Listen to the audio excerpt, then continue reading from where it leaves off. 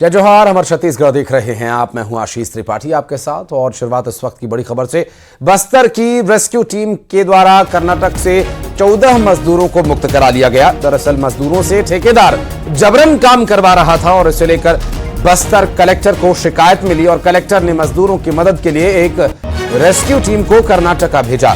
कर्नाटक में मजदूरों को टीम ने 3 लाख रुपए उनकी मजदूरी दिलवाई और मुक्त कराए गए सभी मजदूर दरभा और तोकापाल ब्लॉक के रहने वाले बताए जा रहे हैं, जिन्हें कर्नाटक जाकर उनकी मजदूरी यानी उनके हक का पैसा उन्हें दिलवाकर वापस स्वदेश लाया गया। उनके क्षेत्र में अब मजदूरों से ठेकेदार जबरन काम करवा रहा था, इस तरह की शिकायत उन्हें मिली थी और इस पूरे मामले को लेकर बस्तर कलेक्टर ने त्वरित कार्यवाही करते हुए सभी मजदूरों को कर्नाटक से रेस्क्यू किया और कर्नाटक में मजदूरों की जो बकाया मजदूरी थी लगभग 3 लाख रुपए, वो सभी उनको दिलवाए और मुक्त कराए गए। सभी मजदूर दरभा और तोकापाल ब्लॉक के रहने वाले बताए जा रहे हैं और कलेक्टर को इस बारे में जानकारी मिली थी और इस तरह के पहले भी कई मामले सामने आ चुके हैं, जहां पर दूर दराज के इलाकों में जाकर या अन्य राज्यों में जाकर छत्तीसगढ़ के मजदूरों से मजदूरी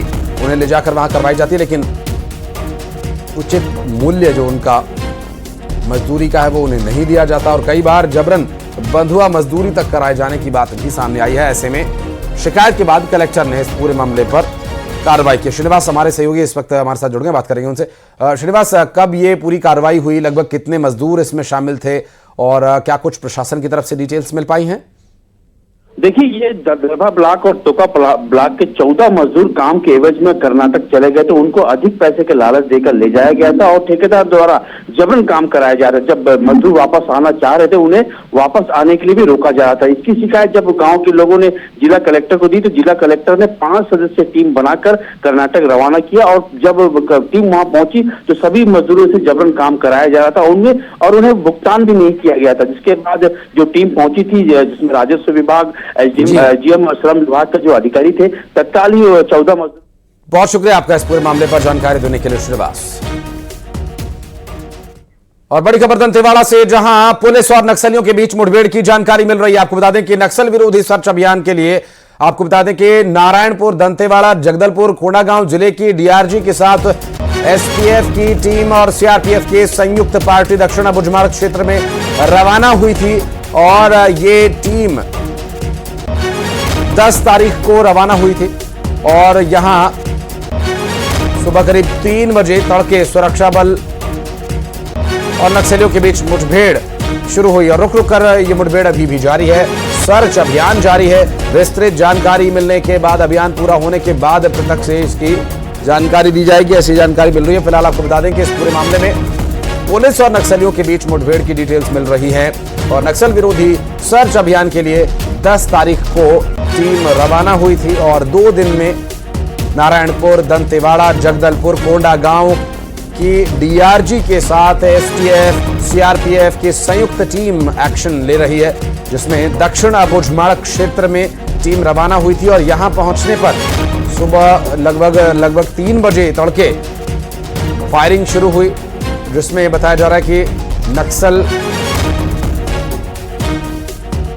विचारों को मानने वाले नक्सली वहां सुरक्षा बलों पर फायरिंग कर रहे थे और इसका जवाब भी भरसक दिया जा रहा है। सर्च अभियान भी इस बीच जारी है और विस्तृत जानकारी जो अभी तक मिली है उसमें बताया जा रहा है कि अभियान पूरा होने के बाद इसके बारे में और डिटेल्ड जानकारी साझा की जाएगी। फिलहाल दक्षिण बुझमार्ग के जंगल में मुठभेड़ जारी है और दिनेश हमारे सहयोगी इस बीच फोन लाइन पर जुड़ गए, हमारे साथ बात करेंगे उनसे। दिनेश, लगभग कब ये फायरिंग शुरू हुई, कब से या फायरिंग चल रही है और दोनों तरफ से, और क्या कुछ डिटेल्स मिल पा रही है इस बारे में? जी, मैं आपको बता दूं कि आज सुबह तड़के 3 बजे से यह फायरिंग की घटना की जानकारी मिल पा रही है। एसपी दंतेवाड़ा ने बताया कि सुबह 3 बजे के आसपास जो नक्सली द्वारा नक्सली और पुलिस की मुठभेड़ हुई है।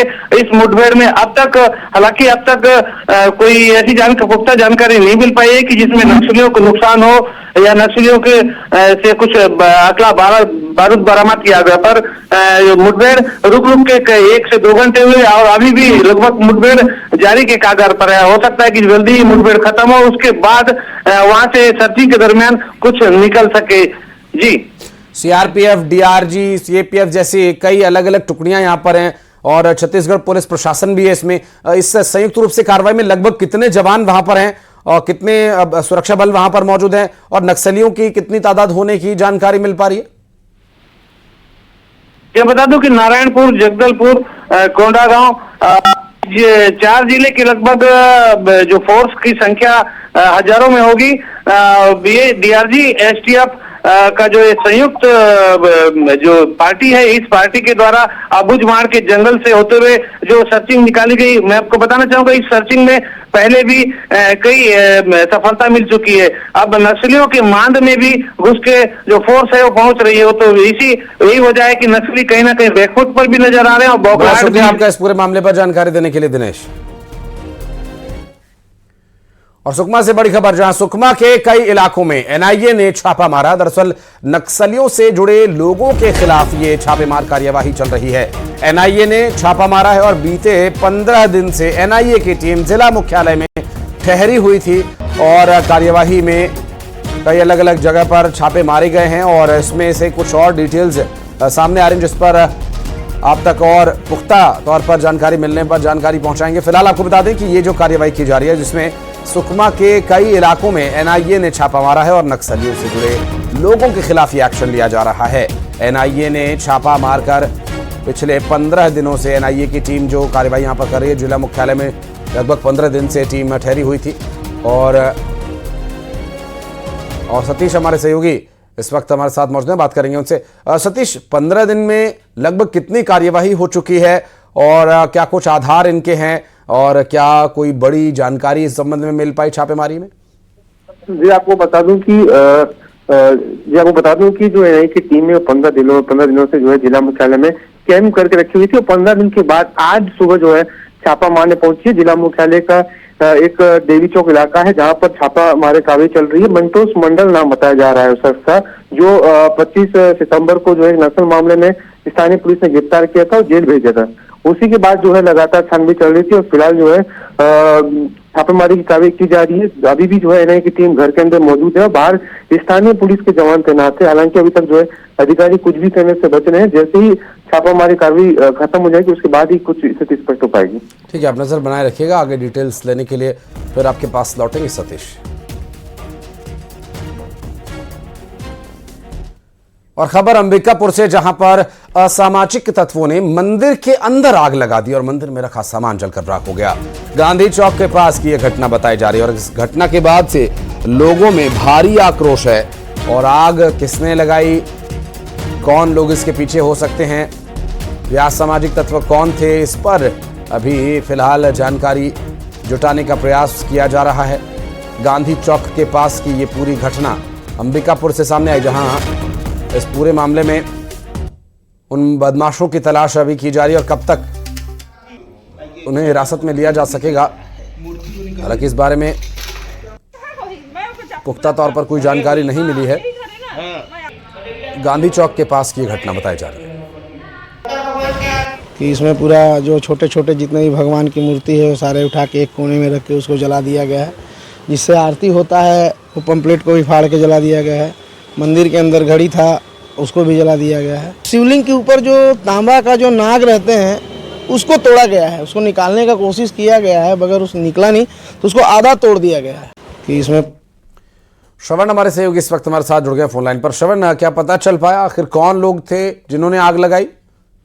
देखिए अभी तक तो पता नहीं चल पाया है, लेकिन कोतवाली पुलिस मौके पर पहुंची थी और जांच में जुट गई है। सीसीटीवी फुटेज को भी खंगाला जा रहा है और ये पूरा घटना कोतवाली थाना क्षेत्र के जो गांधी चौक है वहां पर एक शिव मंदिर है, वहां पर की ये घटना है। यहाँ पर मंदिर के भीतर में जो छोटे छोटे मूर्तियां थी और उसके सामान को किसी ने जला दिया है और इससे जो है आसपास के लोग जब आज सुबह पूजा करने पहुंचे तब उन्होंने इस घटना को देखा और इसके बाद जो है आसपास के लोग इकट्ठा हो गए। लोगों में काफी आक्रोश है, लोग ये जानना चाहते हैं कि आखिर इस तरह से घटना किसने अंजाम दिया, और यही वजह है कि पुलिस भी वहां मौके पर पहुंची थी और पुलिस जांच में जुटी है कि कौन वो असामाजिक तत्व हो सकते हैं जिसने मंदिर परिसर के अंदर घुसकर जो है इस तरह की घटना को अंजाम दिया है। जी बहुत शुक्रिया आपका इस जानकारी के लिए श्रवण। मशहूर पंडवानी गायिका तीजन बाई को 3 महीने से पेंशन नहीं मिली और इस बात को लेकर वो काफी परेशान भी हैं। उनका दर्द छलका। पद्म विभूषण तीजन बाई पैरालिसिस से पीड़ित हैं और उन्होंने कलेक्टर को इस संबंध में आवेदन भी दिया है। अपनी पीड़ा तीजन बाई ने बताई और तीजन बाई ने इलाज के लिए संस्कृति विभाग से 88,000 रुपए की मदद की भी मांग की थी, लेकिन 8 महीने बीत गए, उन्हें कोई सहायता नहीं मिली। पंडवानी को देश विदेश तक पहुंचाने में तीजन बाई की अहम भूमिका रही है। वो पिछले 2 साल से बीमार हैं और इस बीमारी की हालत में बीते 3 महीने से उनकी पेंशन उन तक नहीं पहुंची और जो मदद उन्होंने संस्कृति विभाग से मांगी थी वो भी उन्हें अभी नहीं मिल पाई है।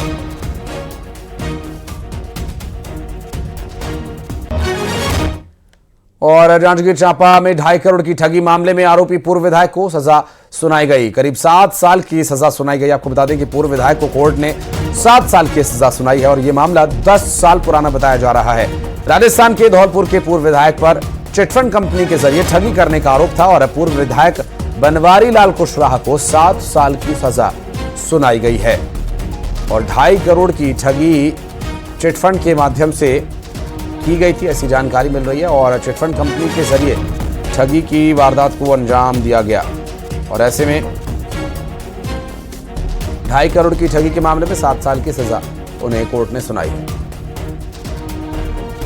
न्यायालय के समक्ष में उनके खिलाफ में अभियोग पत्र प्रस्तुत किया जाता है। मामले का विचारण जब होता है तो फिर गवाहों के कोई कथन होते हैं, उनके कथन के आधार पर उन्हें जो रकम जो उनसे जो ली गई थी उस रकम के एवज में उन्हें जो बॉन्ड पेपर दिए गए थे उस बॉन्ड पेपर को न्यायालय अवलोकन करते हैं, उन्हें सही पाते हैं और आरोपी के विरुद्ध में मामला जो है संदेह से परे प्रमाणित होता है तो उन्हें भारतीय दंड विधान की धारा 409 के तहत 7 वर्ष का, 420 भारतीय दंड विधान के तहत 7 वर्ष का और 30,000 रुपए का कुल 60,000 रुपए का जुर्माना एवं चिटफंड अधिनियम के तहत 3 वर्ष का कारावास और 3,000 रुपए का जुर्माना से उन्हें जो है दंडित किया जाता है।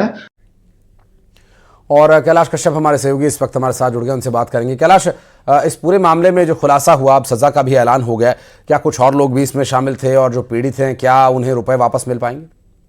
जी निश्चित रूप से चिटफंड कंपनी में कई इसमें नामी गिरामी लोग थे और राजस्थान के धौलपुर के पूर्व विधायक कहीं न कहीं इसमें तो मुख्य आरोपी था, जिसको कोर्ट ने फैसला सुनाते हुए 10 साल पहले की जो मामला था और चांपा में गरिमा रियल एस्टेट कंपनी के माध्यम से सैकड़ों लोगों को निवास कराकर वो फरार हो गए थे और 5 साल में रकम दुगना करने का झांसा देकर सैकड़ों लोगों को यहाँ झांसा दिया गया था और 2.5 करोड़ से भी अधिक का ठगी किया गया था। जिला सत्र न्यायालय के सीजीएम कोर्ट ने 7 साल की सजा सुनाया है विधायक को और निश्चित रूप से इसमें निवेशकों के कहीं न कहीं चेहरे खिले हुए हैं और निवेशक को उम्मीद जग गई है कि उनकी जो ठगी के राशि है वो कहीं न कहीं वापस होने की उम्मीद जग गई है और इस फैसले के बाद जो है ठगी के शिकार करने वाले लोगों में हड़कंप मच गया है। लगातार इस तरह के ठगी का मामला आते रहा है, लेकिन कोर्ट ने बड़ा फैसला सुनाते हुए 7 साल की सजा जो पूर्व विधायक को सुनाया है, ये कहीं न कहीं बड़ी राहत की सांस है।